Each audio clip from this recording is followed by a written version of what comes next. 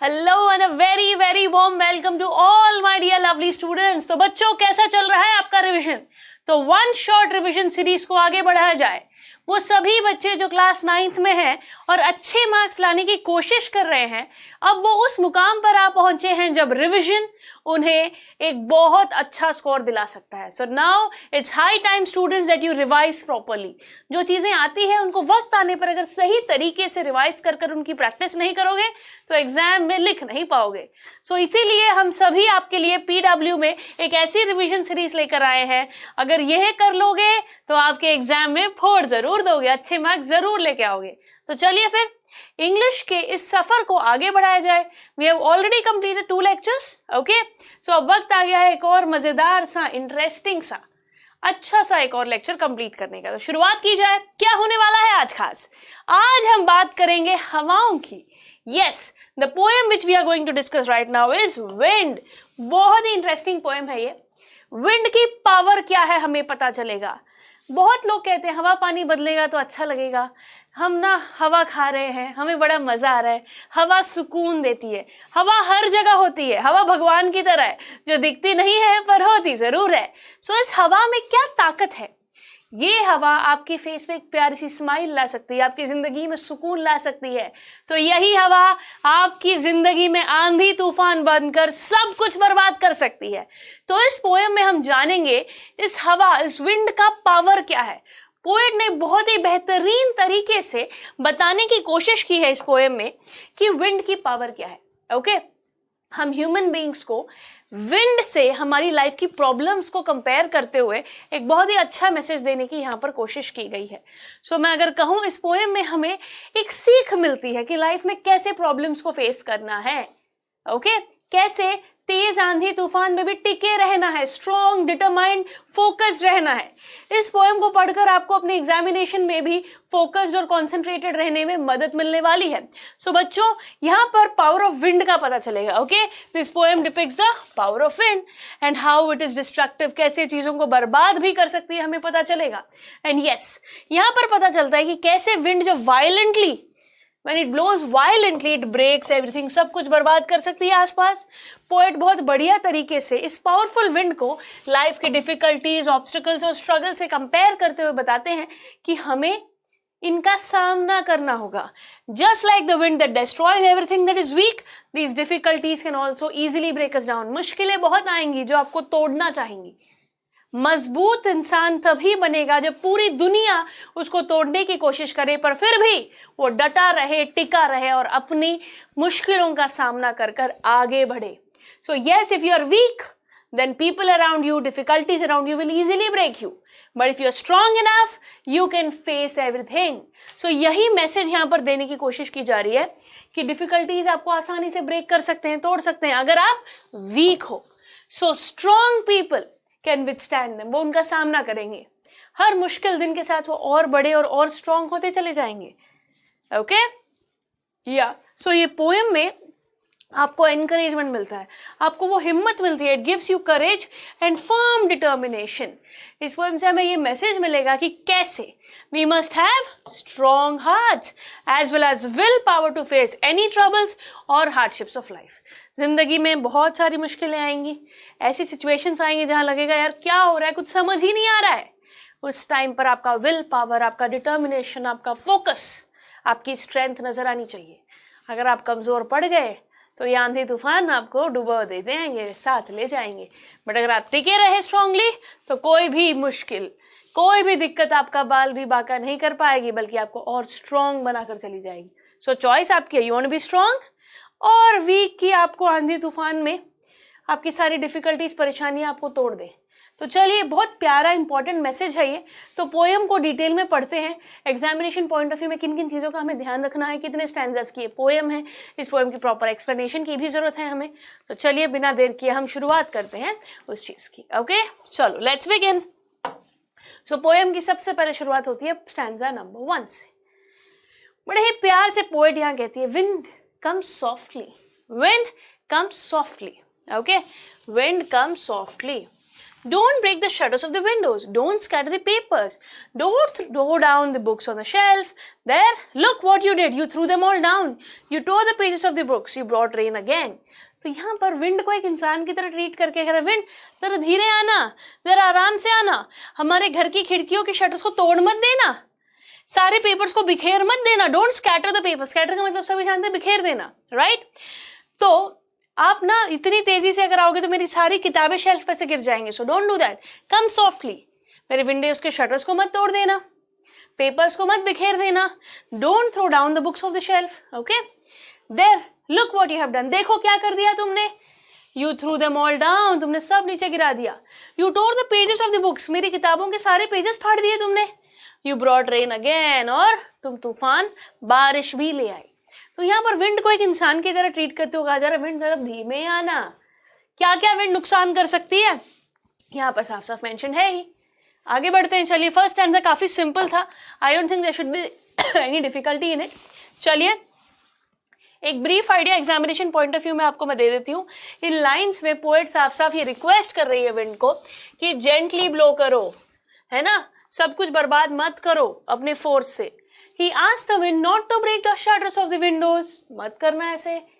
Don't scatter the papers here and there. यहाँ वहाँ papers को मत बिखेर देना. और वो also विंड को ये कहता है not to throw down the books from the shelf. And the whole stanza implies, पूरा stanza यहाँ पर ये कहने की कोशिश कर रहा है विंड को रोकने की कि don't do these things. ऐसा मत करो. ज्यादा तेजी से विंड आएगी तो यही नुकसान होना है. The repetition of the word don't scatter, don't throw, है ना. तो don't repeat यहाँ पर हुआ है, हाईलाइट करता है कि पोएट यहाँ पर रिक्वेस्ट कर रहे हैं रहम के लिए. ऐसा मत करो यार, ऐसा मत करो, मत करो. मर्सी मतलब रहम. So as the wind had not paid any attention to the poet's request, पर विंड है कि मानती नहीं, सुनी नहीं बात, और रिक्वेस्ट ना मानते हुए बड़ी तेजी से आई और सब कुछ गिरा ले गई. ठीक है. The poet says that the wind has through down the books from the shelf and it torn the pages of the books. The poet also accuses the wind that has also bring rain with it. पहले वो request करती है wind तेजी से मत blow होना, फिर देखो तुमने क्या कर दिया, इतना नुकसान कर दिया, सब कुछ गिरा दिया, पेजेस फाड़ दिए, और तो और बारिश भी ले आए. राइट. तो बेटा कभी भी जिंदगी में मुश्किलें आपसे पूछ कर नहीं आएंगी. आप कितना भी कहो अरे भगवान जी मुझे मुश्किल से बचा लेना, अरे मुश्किलें मुझे लाइफ में मत आना, बट वो धरती का सीना फाड़ कर तेजी से आपकी ओर आ जाती है. तब आप क्या करोगे. क्या रिक्वेस्ट करने से बात बनेगी. यहाँ पर किया ना, देखो पोएट ने कितने अच्छे से रिक्वेस्ट किया, पर यहाँ बात ही नहीं मानी विंड ने. हाँ है ना. अब देखते फिर आगे क्या हुआ सेकंड स्टैंजा में. You are very clever at poking him, poking fun at weaklings. ये कहते तुम है ना बड़े मजे लेते हो कमजोर लोगों के, उनको छेड़ते हो जाकर. Very, you make fun. Okay, you are very clever at poking fun at weaklings. Frail crumbling houses, crumbling doors, crumbling rafters, crumbling wood, crumbling bodies, crumbling lives, crumbling hearts. बहुत इंपॉर्टेंट मैसेज है इन lines में. देखिएगा जरा, यहाँ पर साफ साफ ये कहा जा रहा है कि तुम ना कमजोर चीजों पर अटैक करते हो, मजे लेते हो. Fun, you make fun of them. उंगली करते हो जाकर. कैसे.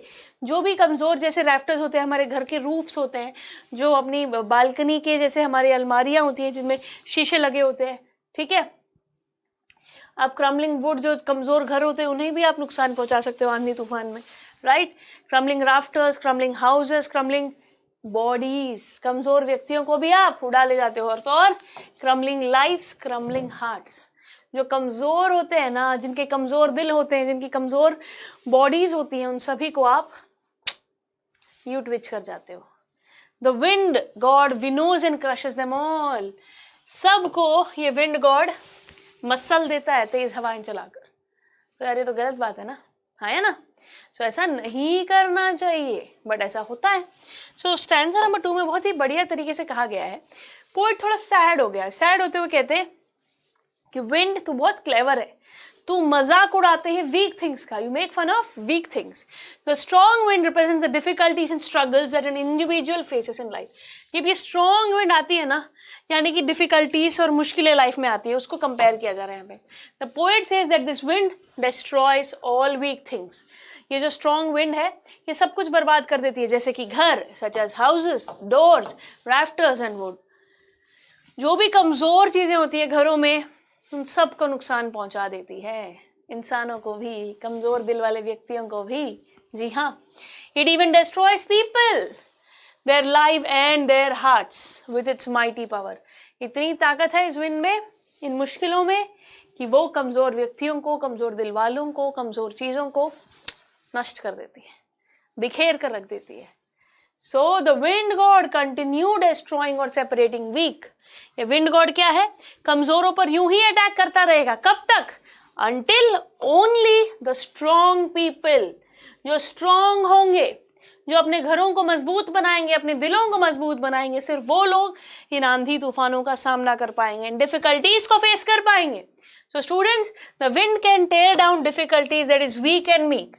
It means difficulties in life can lead to a loss of hope and loss of life. तो मतलब ये तेज हवाएं, ये आंधी तूफान बहुत कुछ नष्ट कर सकता है कमजोरों को, जो दिल के कमजोर होते हैं, जो बॉडी से कमजोर होते हैं, जो चीजें जो कमजोर होती हैं उन पर अटैक तो करता ही है. इसका मतलब ये है कि जो डिफिकल्टीज हैं लाइफ में वो आती हैं, उम्मीद भी खत्म कर देती हैं, can lead to loss of hope and also at times loss of life. आपने देखा होगा बहुत लोग जिंदगी से हार मान जाते हैं, उनकी लाइफ में जो मुश्किलें आती है, जो आंधी तूफान आते हैं, सब कुछ बर्बाद कर ले जाता है.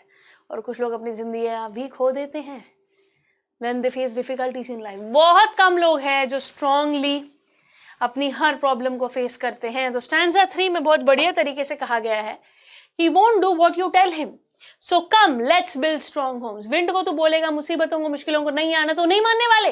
विंड गॉड नहीं सुन रहा है यहाँ पे, तो हम क्या करें फिर? हम वो करेंगे. so come let's build strong homes. अपने घरों को स्ट्रांग बनाए.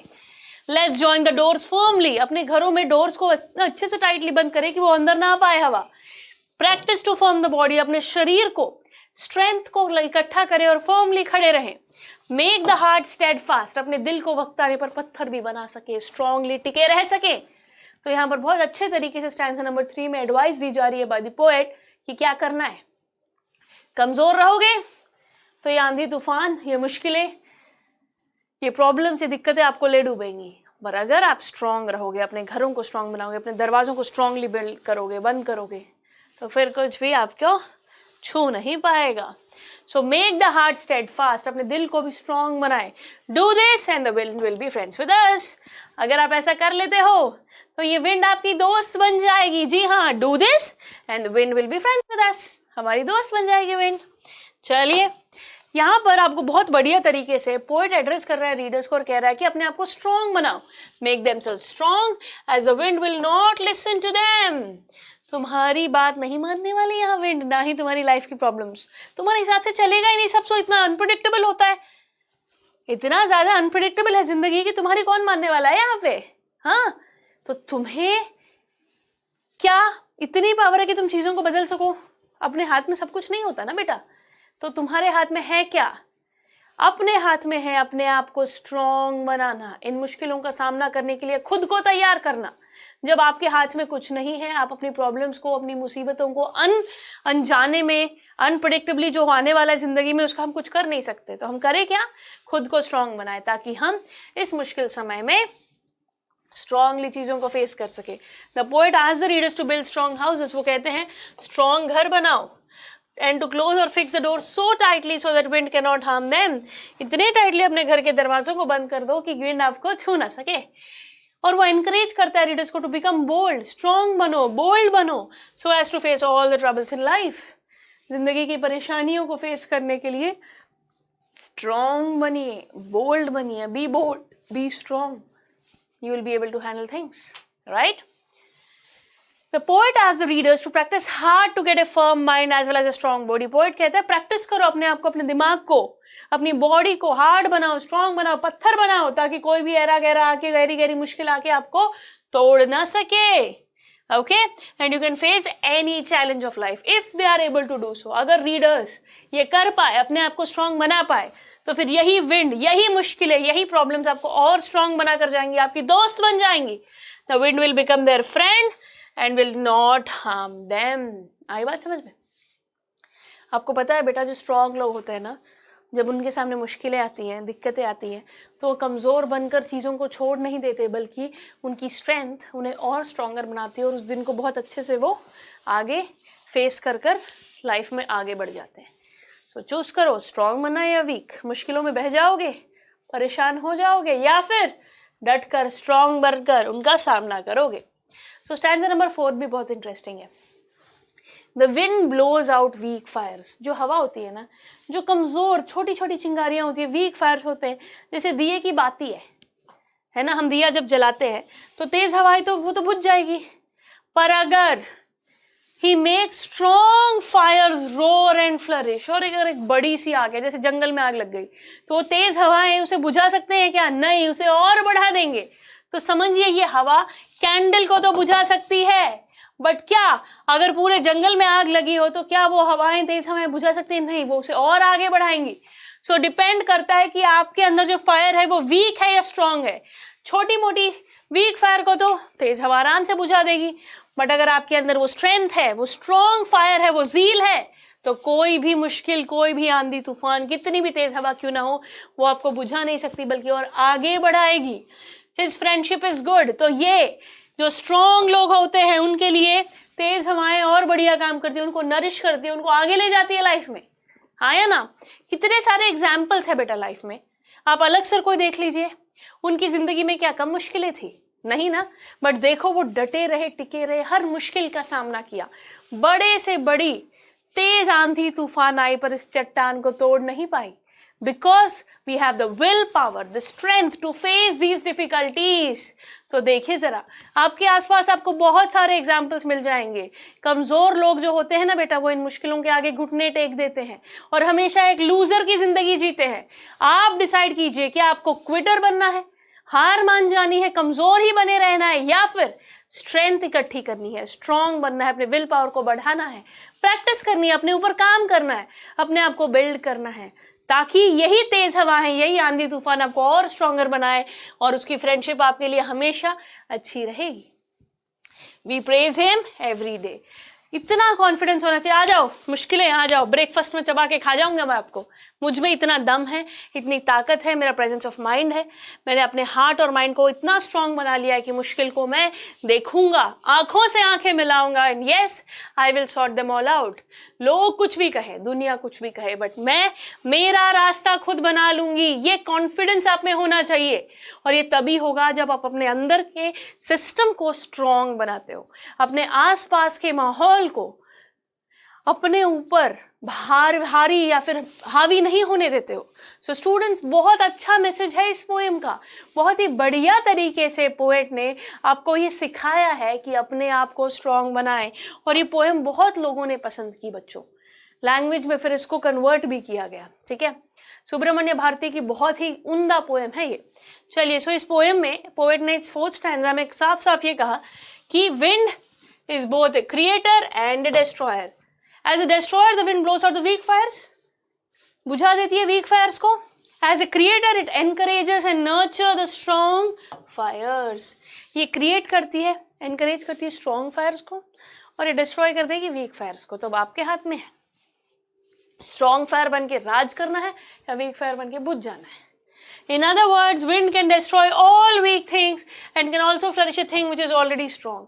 Wind में ताकत है weak things को खत्म कर देने की, और also nurture, give strength to the strong things. समझ रहे हो आप? तो wind को हल्के में लेने की गलती ना करें. मुश्किलें, तकलीफें कभी आपसे पूछकर नहीं आएंगी. अपने आप को strong बनाएं ताकि आप हार ना मान जाए. So the poet states that if we are strong, then the wind is a good friend to us. अगर हम strong हैं तो wind अपनी अच्छी friend बन जाएगी और अपना कुछ भी नहीं बिगाड़ेंगी. Nothing can harm us. Okay? We will praise the wind god every day for building our strength. हम तो बल्कि थैंक यू बोलेंगे, उस मुश्किल पे मैंने ऐसे रिएक्ट किया और एक अच्छा इंसान बना, तो थैंक यू विंड गॉड उन मुश्किलों को लाने के लिए. सो अगर आप स्ट्रांग हो तो मुश्किलों से घबराओगे नहीं, बल्कि थैंक करोगे भगवान को. Thus we should make ourselves physically and mentally ready to accept all challenges. So हमें ये सीख मिलती है इस पोएम से कि हमें फिजिकली, मेंटली हर चैलेंज के लिए अपने आप को तैयार करना है. And once we are strong, we will easily overcome the challenges and live our lives comfortably. Time लगेगा, हमारी उम्र कम हो सकती है, हमारे experiences कम हो सकते हैं, but practice, effort अगर हम डालेंगे अपने ऊपर, अपने आप को strong बनाने के ऊपर, तो challenges और मुश्किलों का डट कर सामना कर पाएंगे. You have to prepare yourself. पेट से कोई सीख कर नहीं आता है, वक्त लगता है सीखने में.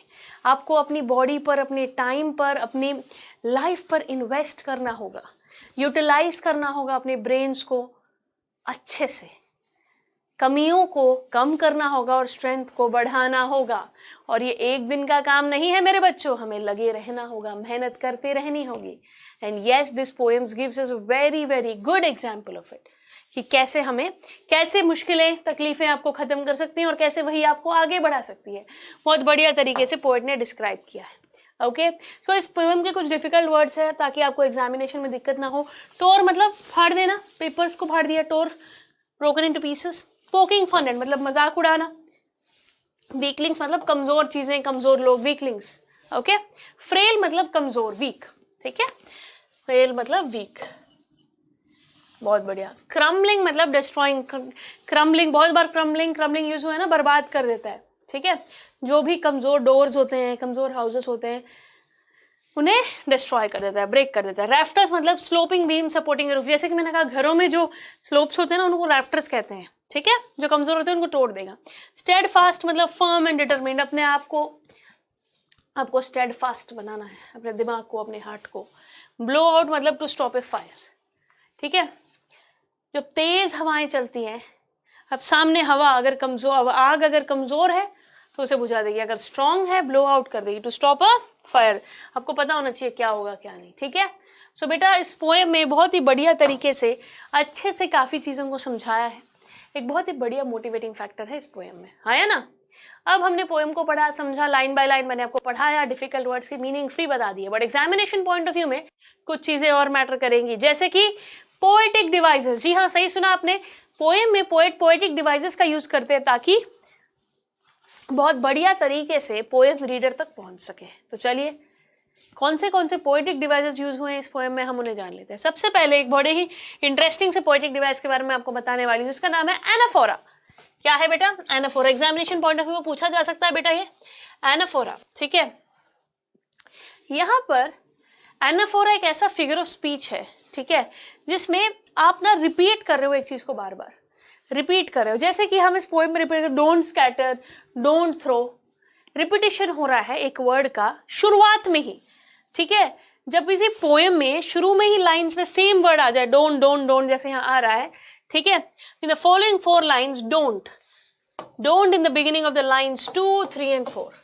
सेकेंड लाइन, थर्ड लाइन और फोर्थ लाइन में जो डोंट डोंट डोंट आ रहा है ना शुरुआत में, वही वर्ड आ रहा है, तो इस पोएटिक डिवाइस को कहेंगे एनाफोरा। यहाँ पर पोएट इन्फॉर्म कर रहा है विंड को कि तुम बर्बादी मत लाओ, दिखा रहा है कि devastation it has caused. Okay, the poet had begged for it to arrive softly as a child. उसने भीख मांगी है एक बच्चे की तरह कि प्लीज धीरे आना, अराइव सॉफ्टली, बट ऐसा हुआ ही नहीं। So anaphora figure of speech use करके यहाँ पर the poetical figure of speech is demonstrated by the repeated use of the word you at the beginning of the line 6, 7 and 8। You ये भी ना 6, 7, 8 में यूज हुआ है। तो आप समझ रहे हो, एनाफोरा मतलब वर्ड का रिपीट होना। फिर आप बोलो मैम रिपीटेशन हुआ ये, तो अगर लाइन की स्टार्टिंग में सेम वर्ड रिपीट हो तो वो एनाफोरा कहलाएगा। आ गई बात समझ में? हाँ है ना, इजी ना। डोंट डोंट डोंट ऐसा यूज हुआ है ना बेटा, हाँ है ना। तो इस हिसाब से दिखा देती हूँ मैं आपको बहुत बढ़िया तरीके से। ओके, ये रहा। Don't break the shutters of the windows, don't scatter the papers, don't throw down। ये don't दिख रहा है आपको? तो यहाँ पर एनाफोरा यूज कर कर ये वर्ड से आप प्रेशराइज किया जा रहा है कि देखो तुमने कितना नुकसान कर दोगे तुम ऐसे। ठीक है, एनाफोरा हो गया है, बहुत बढ़िया। अब आगे बढ़ते हैं। मेटाफोर। मेटाफोर सभी जानते हैं, जो कंपैरिजन के लिए यूज होता है। It is used for comparison. यहाँ पर एज और लाइक जैसे वर्ड्स यूज नहीं होते, बट कंपैरिजन होता है। यहाँ पर देखो बहुत बढ़िया तरीके से इस पोएम में कुछ चीजें कंपेयर की गई हैं। Wind is a metaphor in the poem. यहाँ पर विंड क्या रिप्रेजेंट करती है? जिंदगी की दिक्कतें, परेशानियां, चैलेंजेस।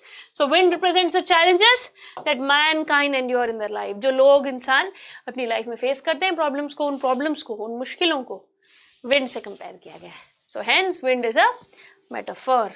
Clear everybody? यहाँ पर विंड को हमारी लाइफ में फेस करने वाली प्रॉब्लम से कंपेयर किया गया है। ठीक है, यस। Clear everybody? चलो great, let's move forward to another poetic device. Personification, बहुत ही बढ़िया है ये। एक नॉन लिविंग थिंग को लिविंग थिंग के साथ एक ह्यूमन बीइंग की तरह अगर ट्रीट किया जाए। देखो यहाँ पर human attributes, the attribution of human attributes to animals and non living things को जब दिया जाए उसे पर्सोनिफिकेशन कहते हैं। जैसे कि मैंने आपको बताया विंड, विंड को यहाँ पर विंड गॉड बोल के, विंड को ही बोल के यहाँ पर कंसिडर किया गया है। He also refers to wind as wind god. हवा को इंद्र देवता यहाँ पर कहा जा रहा है। ही, विंड ऐसे एंटर कर गया, विंड ऐसे नुकसान पहुंचाएगा, डिस्ट्रॉय कर देगा, तो ही। एक विंड को जिनमें जान नहीं है, एक नॉन लिविंग थिंग को एक ह्यूमन बीइंग की तरह ट्रीट किया गया है और फिर गॉड की तरह भी। So hence this is personification. एक नॉन लिविंग थिंग को, एक एनिमल को अगर आप लिविंग थिंग से, ह्यूमन बीइंग से कंपेयर करते हो, उनकी तरह ट्रीट करते हो, ह्यूमन की तरह ट्रीट करते हो, तो वो कहलाएगा पर्सोनिफिकेशन। Clear everybody? हाँ जी, बहुत इजी है। पर्सोनिफिकेशन नाम में ही पर्सन आ गया है। अगली बारी है रिपीटिशन। ये तो बहुत आसान है। कोई वर्ड अगर रिपीट हो रहा है तो वो रिपीटिशन कहलाएगा। तो क्रम्बलिंग वर्ड काफी बार यूज हुआ है इस पोएम में, तो ये हुआ हमारा रिपीटिशन।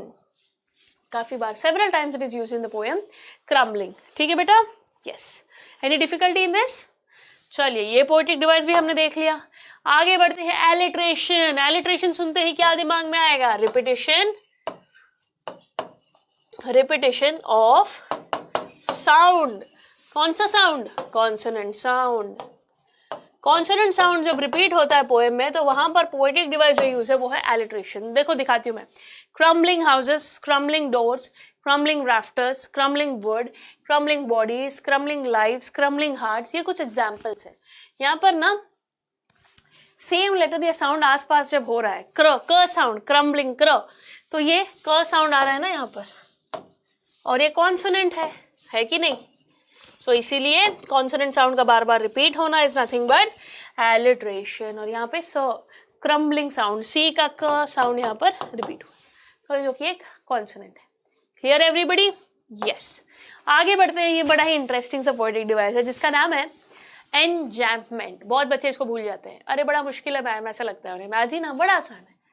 जब आप कुछ भी लिखते हो, एक लाइन लिखते हो फॉर एग्जाम्पल, आप सभी को पता है शुरुआत कैपिटल लेटर से करनी चाहिए, एंड फुल स्टॉप से करना चाहिए। बात हम जानते हैं ना, बेसिक रूल है इंग्लिश में, ग्रामर का। राइटिंग सेंटेंसेस, राइटिंग सेंटेंसेस शुरुआत कैपिटल लेटर से होनी चाहिए और एंड फुल स्टॉप से होना चाहिए।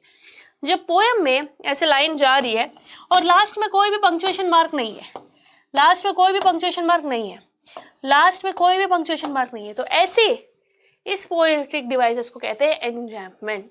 समझ रहे हो बात को? The continuation of a sentence without a pause at the end of the line, couplet or stanza is known as enjambment. यहाँ पर कोई पंक्चुएशन मार्क नहीं, ऐसे हम चीजों को कहेंगे बढ़िया तरीके से, जो कि है हमारा एनजैम्पमेंट। समझ गए बेटा एनजैम्पमेंट क्या है? नो इश्यूज इन दिस ना? ठीक है। बीच में कॉमा तो है, but at the end of the stanza या फिर at the end of the line अगर पंक्चुएशन मार्क ना हो तो वो कहलाता है enjambment. I hope students have understood this clearly. आखिर में आखिरी पोएटिक डिवाइस जो मैं आपको बताना चाहूंगी वो है सिंबॉलिज्म। क्या है बेटा? Symbolism, the use of symbols to represent ideas और एट्रीब्यूट। यहाँ पर हम सिंबल्स यूज करते हैं, कोई प्रतीक किसी चीज का। ओके, यहाँ पर विंड किसका प्रतीक है? इश्यूज, ऑब्स्टिकल्स का प्रतीक है ना? और इतना ही नहीं, वीक फायर्स क्या है? कमजोर आग जो है, वीक फायर्स यहाँ पर रिप्रेजेंट करता है कमजोर लोगों को, रिप्रेजेंट टू वीक पीपल, या फिर people with week will power कह सकते हैं हम लोग। क्या कहेंगे? People with week will power. समझ रहे हैं हम बात को? यस। इस प्रकार से स्ट्रॉन्ग फायर्स रिप्रेजेंट करते हैं स्ट्रॉन्ग विल पावर वाले लोगों को। स्ट्रॉन्ग है ना, स्ट्रॉन्ग फायर्स यहाँ रिप्रेजेंट कर रहे हैं स्ट्रॉन्ग विल पावर वाले लोगों को, है ना, फर्म डिटर्मिनेशन को, फर्म डिटर्मिनेशन को। तो इस प्रकार से इस पोएम में हमने देखा कि कैसे कौन एक एक चीज किसी और चीज को सिंबलाइज कर रही है। सो बेटा इस पोएम का बेसिक एसेंस आप समझ पाए कि कैसे विंड की पावर दिखाई गई है यहाँ पर। अगर आप कमजोर होगे तो ये विंड आपको खत्म कर देगी, पर अगर आप स्ट्रांग होगे तो यही विंड आपको सपोर्ट करेगी, आपको नर्चर करेगी। सो विंड की पावर को समझो, अपने अंदर के पावर को स्ट्रांग करो, विल पावर को बढ़ाओ, बिकम स्ट्रॉन्ग। इस पोएम से साफ साफ एक लाइन में मैं आपको एक बात कहना चाहती हूँ, कमज़ोर लोगों का इस दुनिया में फ़ायदा उठाया जाता है। कमज़ोर लोग कभी आगे नहीं बढ़ पाते हैं, लोग उन्हें लूजर्स कहते रहते हैं। बट अगर आप अपने ऊपर इन्वेस्ट करो, मेहनत करो, अपने आप को स्ट्रांग बनाओ, अपने हार्ट को, अपने माइंड को, अपनी बॉडी को, तो आपको कोई भी नहीं रोक सकता। कितनी भी मुश्किलें तूफानें क्यों ना आए, आप सब का तूफानों का, मुश्किलों का सामना कर पाओगे और एक स्ट्रांग इंडिविजुअल बनकर निखर पाओगे। हर इंसान की किस्मत में सक्सेस नहीं होती। क्यों? क्योंकि हर इंसान उतना स्ट्रांग नहीं होता कि अपनी लाइफ की मुश्किलों का सामना कर पाए। वही स्ट्रांग लोग जो अपनी जिंदगी में मुश्किलों को हिम्मत से जो सामना कर पाते हैं, जो स्ट्रांगली फेस कर पाते हैं, वही लोग आगे बढ़ते हैं। So now you decide, you want to be a weakling और you have to arise strongly in life. You want to become successful in life. आपके हाथों में है। अगर आप कमजोर हो अभी, कोई बात नहीं, आपके पास वक्त है, आप इन्वेस्ट कीजिए अपने आप पर, अपनी बॉडी पर, अपने माइंड पर, अपने हार्ट पर। समझ रहे हो आप? And one day you will be able to face these problems very easily. और जिस दिन वो दिन आ गया, आगे की लाइफ बड़ी आराम से कट जाएगी आपकी। आप सक्सेस को, एक बार सक्सेस की रेसिपी मिल गई तो फिर आप हिम्मत कर कर हमेशा उसे ढूंढ ही लोगे। सो स्टूडेंट्स, आई होप आज की ये छोटी सी, प्यारी सी, motivating, interesting and examination point of view में बहुत ही ज़रूरी पोएम को मैंने आपको समझाया, लिखाया है। सो आई होप आप अच्छे से इसे प्रेजेंट कर पाओगे एग्जाम में।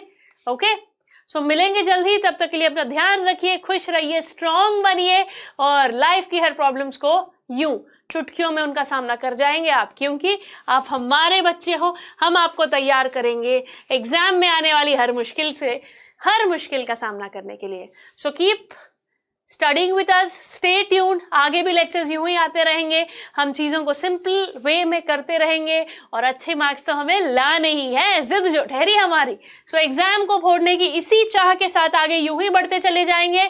सो see you next time, till then take care, bye bye.